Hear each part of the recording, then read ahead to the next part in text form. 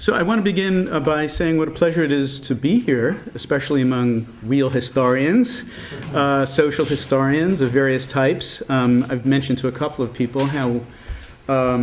valuable I think it is for people in various fields of Jewish studies to engage one another.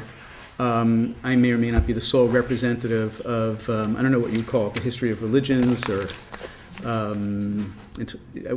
used to call myself an intellectual Jewish historian, but I've gone beyond that, or I'm different from that. I'm more interested in religious practice than I am in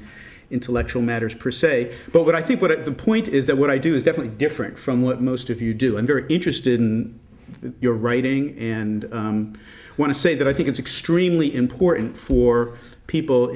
with different approaches to similar materials to engage one another in conversation. So I'm appreciative for the opportunity to be among a distinguished group of Jewish historians. So I also want to thank Ronnie for helping to set a little bit of the groundwork for what I'm going to talk about. In a certain way, we're stepping backwards by a number of decades, and I think providing some of the deeper background for at least part of the second text, which Ronnie points out is Kabbalistically informed. I've already told Ronnie that I'm suffering from manuscript envy, by virtue of the fact that he has this fantastic manuscript. It's interesting that it wasn't published, but it's a fantastic and interesting manuscript because I've just got little, and looking forward to reading the whole thing, I've just got little fragments of such matters, but they manifest themselves, express themselves in very particular ways.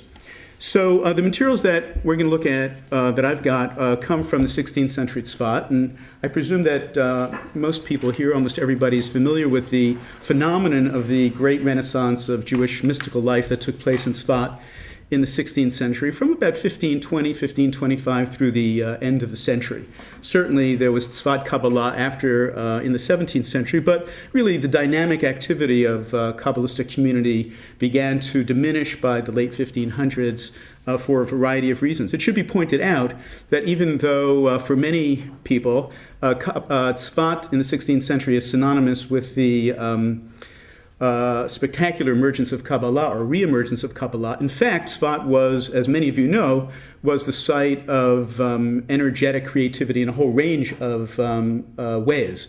including rabbinic literature, parshanut, homiletics, the writing of ethics, the writing of poetry, not to mention other kinds of communal creativity, the thriving of the economy in Tzfat and in the Galilee in general, mostly due to the textile industry that flourished during that period. So we have in Tzfat in the 16th century quite a lot of dynamic activity concentrated in a rather small place and a relatively obscure place, but it became much less obscure over the course of the 16th century by virtue of the creative energies and forces that gathered there together. Primarily because of the Spanish expulsion and the ingathering of folks from the Ottoman Empire to the land of Israel, and especially to the north, beginning in about 1520, 1525.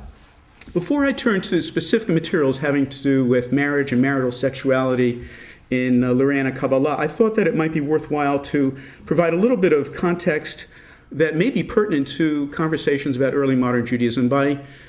pointing to several different things, 4 things, briefly, very briefly, that I think are different in this later Kabbalah and may in some way or another reflect early modern